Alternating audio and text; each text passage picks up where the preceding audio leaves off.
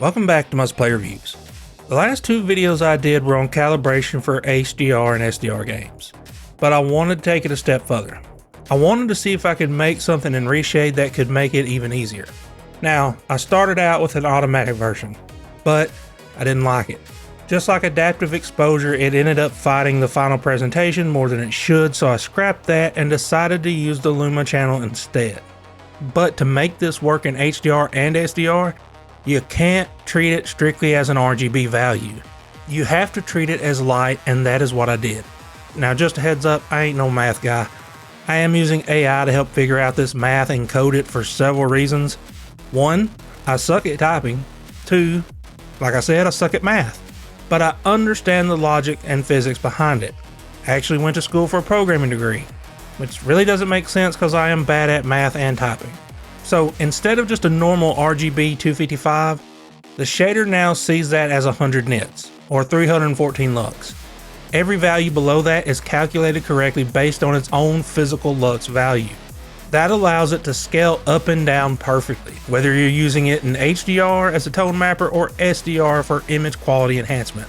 But of course, me being me, that can't be enough. I thought, what if we calculate light fall off correctly into a curve? Turns out when you do that, from 100 nits going down, you get a perfect square root curve. If we have a perfect square root curve, what if we throw it into a gamma value that is the same as pi? It sounds like it's going to be extremely dark when you hear 3.14 gamma. But because of that raw curve and applying the physics first, you end up with almost perfect filmic density. So the perfect density is usually considered to be around 1.5. When you run the math on a standard 2.2 monitor, the net gamma ends up being 1.43. That is incredibly close. But here's the other mind-blowing part. 1.41 is the mathematical number for the square root of 2. That means that the engine isn't just random contrast. It is shifting by almost exactly 1 geometric f-stop. It is physically accurate light displacement. So this all happened because I wanted to create a tone mapper using accurate light falloff. But I ended up with something different. It's not quite a tone map, and it's not just a gamma curve. I guess the best way to describe it would be a photometric density restoration of light. It restores the volume and the weight of the light that usually gets lost. Because of the way this is set up, you get natural bloom and haze. That halation effect that we actually see with our eyes and cameras. Not the fake mip-map blur that games use. It looks more atmospheric. You still have that rich, velvety black, but you can see more at the same time. It brings to life that incredible bounce lighting that developers have worked so hard to create that usually gets lost in the mud. With this, you see that transfer of light so much cleaner. So, I know this sounds oddly complicated, so I am going to have a full write-up on how to use it, but here are a few key features.